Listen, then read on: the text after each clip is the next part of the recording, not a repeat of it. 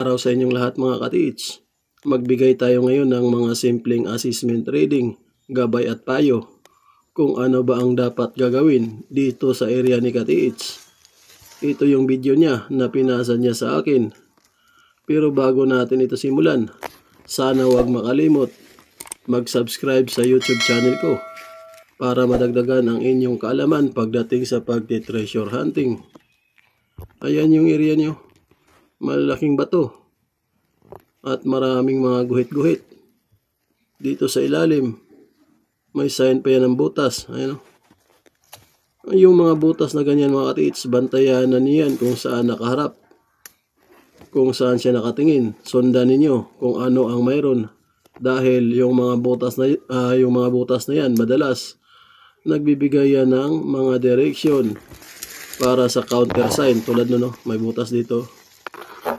Yung sa harapan yan, bantayanan ninyo. Dahil kung ginawa man yan ng mga Japanese Imperial Army, meron talagang sasalong sign.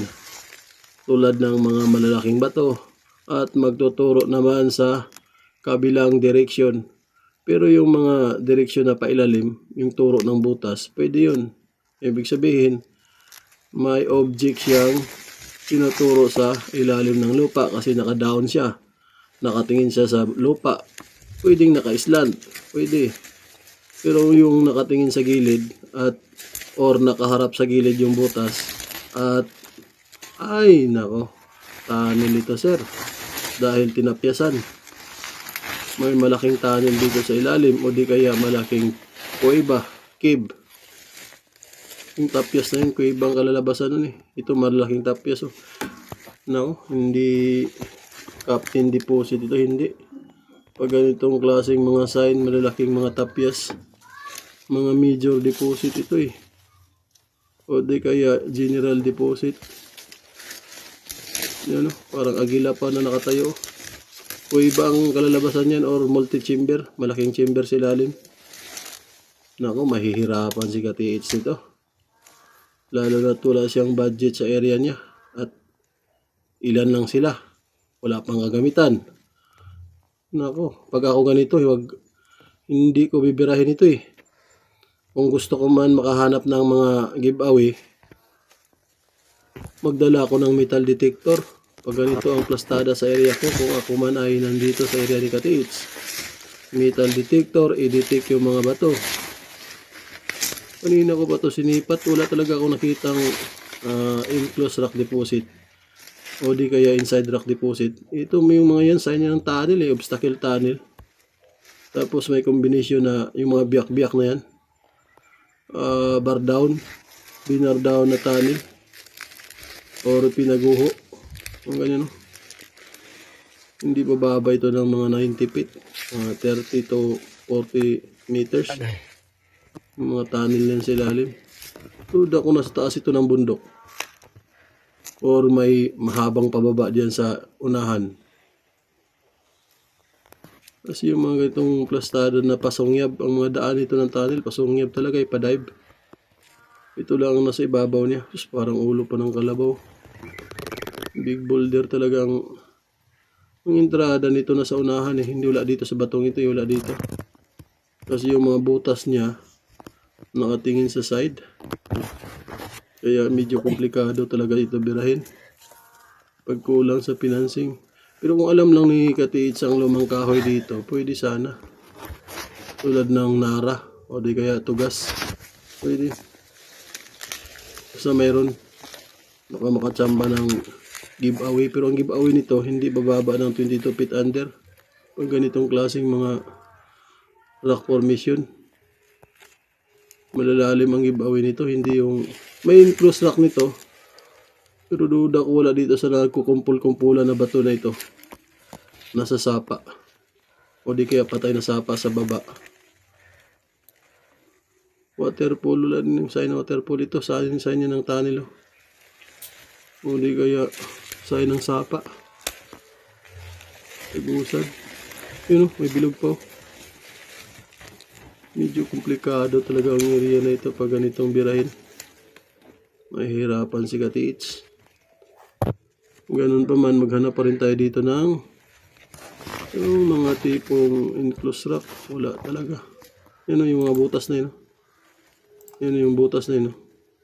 Sa inyo ng obstacle tunnel or tagusan, pwedeng sapa din.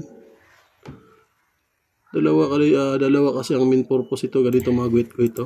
I-guhit natin muna para maintindihan. So mga ganito, bantayanan nyo. Pwedeng layout ng tunnel sa ilalim, yun ang design nila.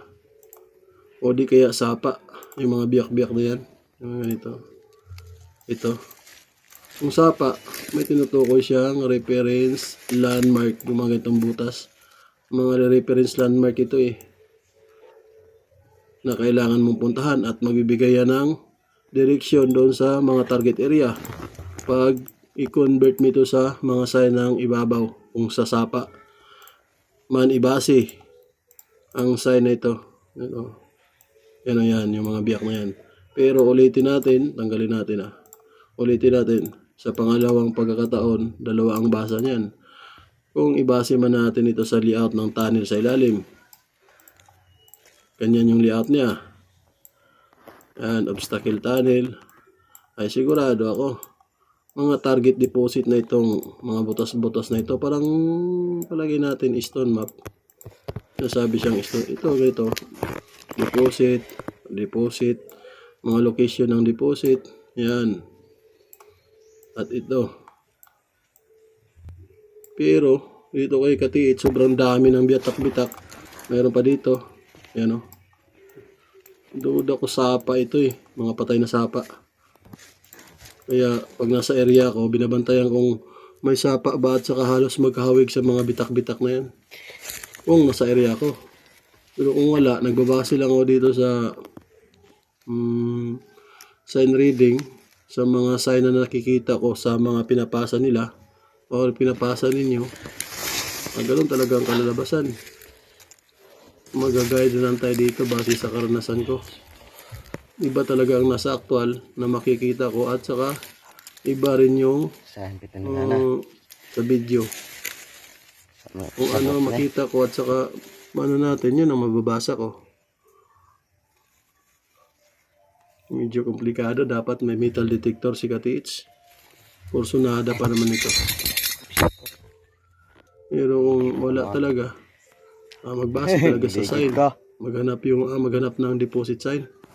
Yung mga tipong enclosed rock deposit.